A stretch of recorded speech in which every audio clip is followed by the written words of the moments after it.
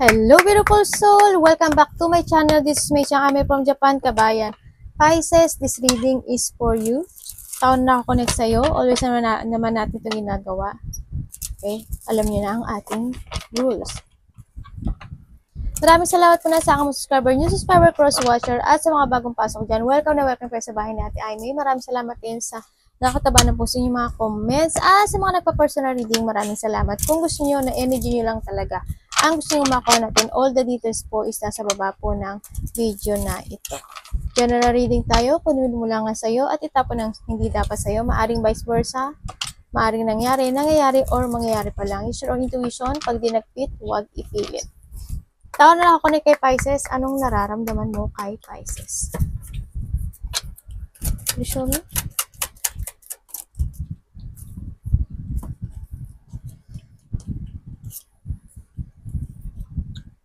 Nararamdaman niya sa'yo, gusto niyang ayusin at mag-sorry, no?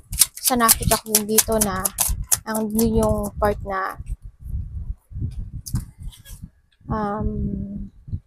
yun nga, pinag-iisipan niya paano niya gagawin itong situation na to, parang nahadun ka na sa situation mo na nagmo-move on ka na at inaayos mo na yung sarili mo. And then, sa kanya, gusto niya mag-sorry, gusto niya ayusin itong situation na to, nalilito siya, no? Hindi niya alam paano. No, nag-jungling siya, kumbaga, iniisip niya paano ako magsasorry, ganyan, paano. Kumbaga, paano dapat niyang gawin. Yan, maaring nandun sa sobrang siyang pag-iisip. Iniisip niya rin na kailangan ka na ba niya i-withdraw, ikalimutan, or mag-move on na lang kayo pareho, gano'n. Kumbaga, nandun pa rin siya sa processing, no, sa nakita ko sa kanya. Anong intention mo kay Pisces? Anong intention mo kay Pisces?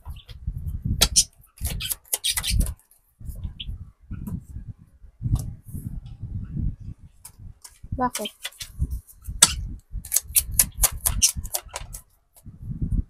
Okay. Sa ngayon, ang intention niya sa'yo, hindi niya rin alam.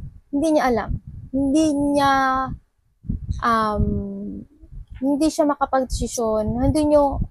Hindi niya alam kung kakausapin ka niya o hindi, ite-text ka niya o hindi. Pero, hindi yung intention na, hindi niya rin alam kung friend ka lang ba niya or talagang lovers ka niya, ganyan. Hindi niya rin alam. Sa nakita ko rin dito, hindi yung part na, anak, sandali. Sakit naman ng ano niyo, anak, kuko niyo. Ang sakit ng kuko niyo.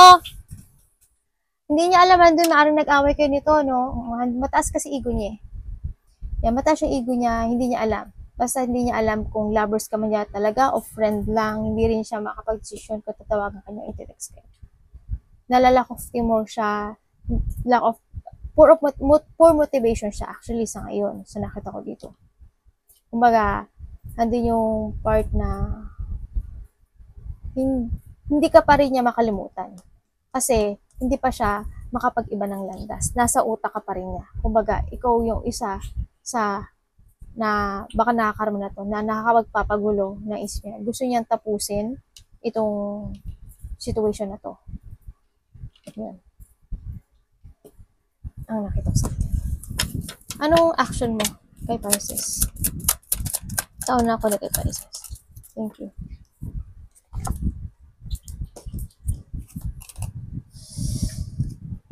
Bakit? Anong action? Bakit? Oh. Okay. Ibig sabihin, nagkaroon ng ibang namagitan sa inyo, no? Sa ngayon, action niya is hindi niya alam. Nahahatak siyang nakaraan. Nahahatak siya ng sitwasyon sa nakita ko dito, no? Andito siya sa sitwasyon na ikaw yung nasa isip niya, nagiging emotional siya sa nakita ko dito. Kahit gusto niya magdesisyon, hindi niya talaga alam. Kasi, wala siyang action sa ngayon, more on thinking sa nakaraan, pag-aalala, hindi pa siya talaga totally nakaka-move on kasi handun yung may mga pagsisisi ako nakikita sa kanya, no, nakatanaw pa rin siya sa nakaraan, sa nakita ko dito. Handun pa rin yung situation na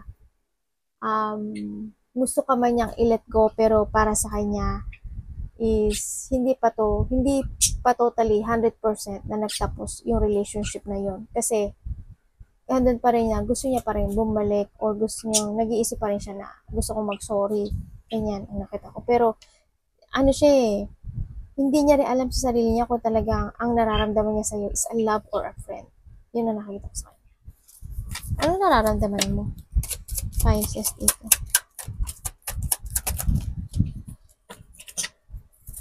Anong nararamdaman mo Pisces sa tao na to? Tandaan niyo, baka vice versa tayo ha. Bakit?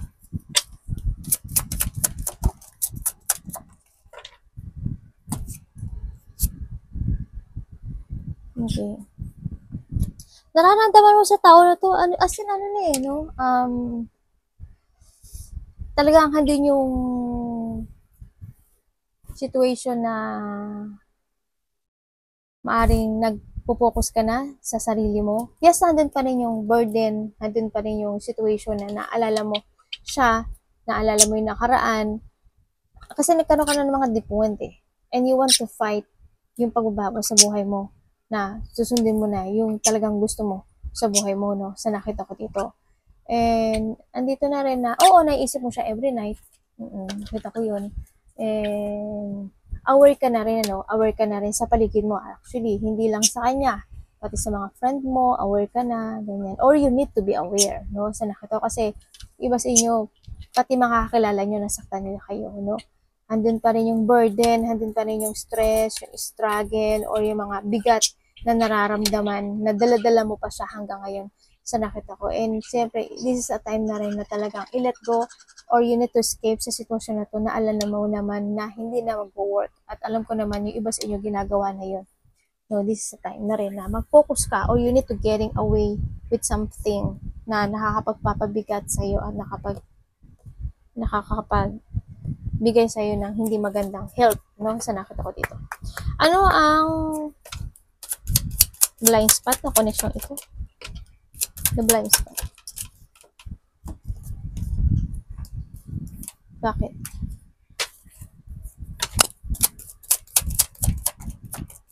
Thank you.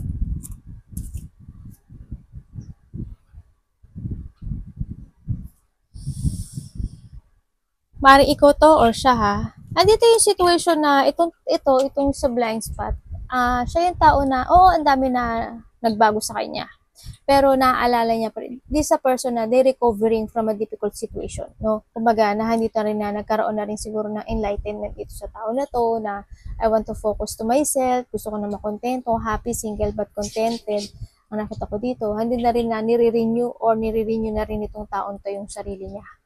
No, kumbaga, may nakita, dalawa yung damon mo, oh. Andito pa rin yung part na pinipilit naman nitong tao na to na ang pagbabago sa nakita ko dito, no? Pero andun pa rin na, may mga naalala pa rin siyang nangyari sa nakaraan.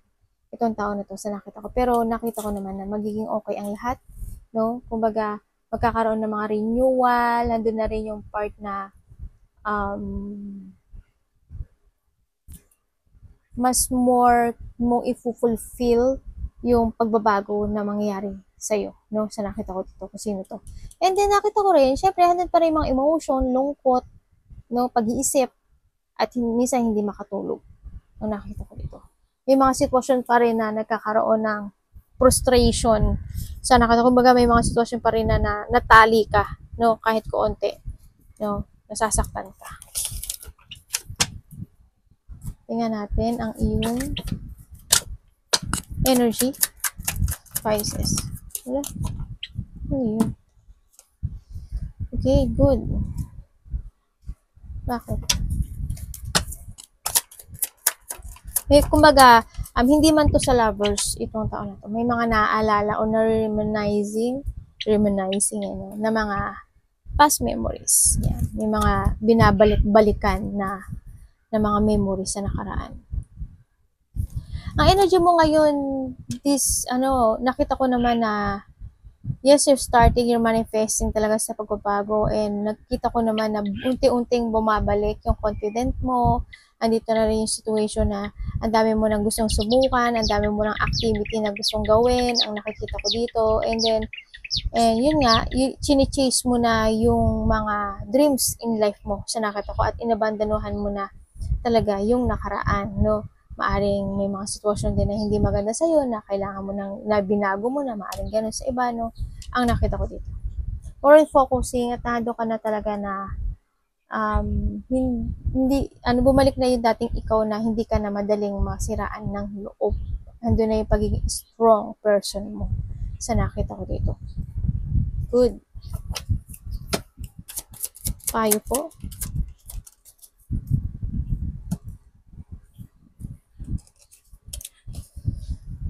Bakit?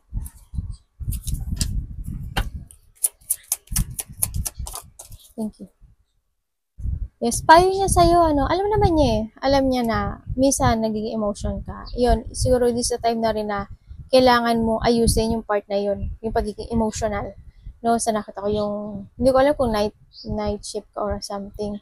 Kasi nakita ko parang kulang ka sa tulog. And yun nga, sinasabi to, you need to focus and take it action.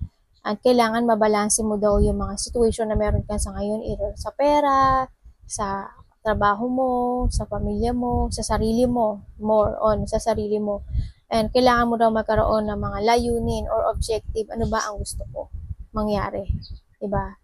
Yan. Kailangan mo na din daw ng maglinis. Baka iba sa inyo maglilinis ka ng mga itapon, mga dapat itapon, mga basura, dating gamit, or yung buhay mo, baka ayusin mo na siya. Yan. Kailangan mo na daw ayusin yun. Kailangan mo na mag-cleansing, or it's time to transform na rin and transition. Yan, kailangan na pagbabago dito sa sitwasyon. Kailangan mo mag-revert or need mong i-let go yung mga i-let go, mas more focus ngayon sa sarili mo, no? Kumbaga baka iba sa inyo may mga new loved ones na, no? Or may talagang nahando na yung iba sa inyo, hindi man siya loved ones, mas more yung minahal ngayon, or mas more na kayo nagpo-focus more sa sarili niyo, no? Sa nakita ko dito. Mas pinahahalagahan niyo, at nakita ko na o nakita niyo na yung halaga nyo sa buhay nyo. Nakita nyo yung mismo yung sarili nyo. No, na mahalaga pala ako. Overall energy, kumbaga na dito ka na sa sitwasyon na may happiness na. Kumbaga unti-unti mo na ina-achieve yung mga gusto mong ma-achieve sa buhay. Ganyan. Yan. At talagang you're keep moving. Keep moving ka talaga sa mga goals mo sa ngayon. Ready ka na sa mga gusto mong gawin, mga plano, no? Forward ka na doon. Tsaka yun nga, you want to explore more yung sarili mo no? Sa nakita ko dito. Nakapokus ka na sa success mo talaga, sa mga achievement mo. Handito na rin talaga yung mga pagbabago sa buhay mo. Yung iba nga dito, nagpapaka-busy na. O yung very strong person na talaga, napaka-strong person na. And chine-chase mo na talaga yung mga dreams in life mo. It's good yung energy mo sa akin. Kaya, ang ganda, ituloy-tuloy mo lang yan, no? Kasi the universe is always watching you, no? Sa nakita ko dito. Anong dapat ko malaman namin sa relationship?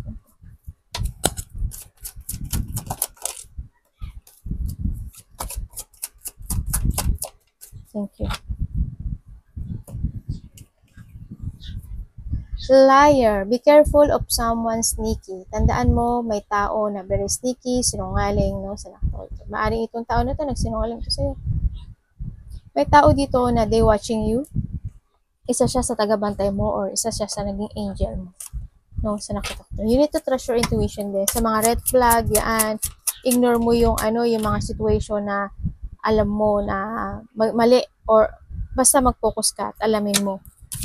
No, alam mo nang may red flag na isang beses, tama na yon, kasi ang tao kapag may red flag na ulit-ulitin niya yun. I feel you even though we are apart. Okay, I want to be more than a friend.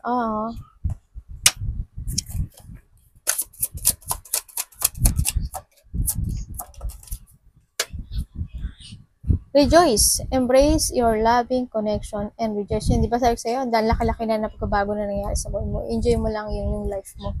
And the trust. You need to have trust in a relationship in order for it to flourish. Yun, sinasabi dito, yun nga, siyempre, you need to see the red flag. Trust your intuition, and then you need to open your heart din sa ibang tao. Hindi lang ito sa lover, syempre sa mga tao na alam mo na dapat pagkatiwalaan. Basta makikinig ka palagi sa intuition mo kasi your intuition is guiding you. Promise, alam mo ako, palagi ako nakikinig sa intuition ko, and grabe, sobrang helpful sa akin kasi ilang beses akong isinave ng intuition ko ng sobra talaga. Hindi lang yung intuition na para masasaktan ako ng tao, ng karelasyon. Hindi iba. Dumating ako sa point na isinave ako ng intuition ko na kung hindi ko sinunod yung intuition ko, siguro ngayon patay na ako. Promise, grabe. Sobrang thank gods talaga ako kay universe, kay Lord, tsaka sa angels ko. Sobra. Talaga itong mga nakaraan, di ba, hindi ako gano'n nakapagano. Grabe, kasi sobra. As in, sobrang safe. At in that time, nakita ko talaga yung tao na nakabulagta. Talagang sinave ako ng intuition ko na yun, basta masyadong mahaba. Arigato naman sa God.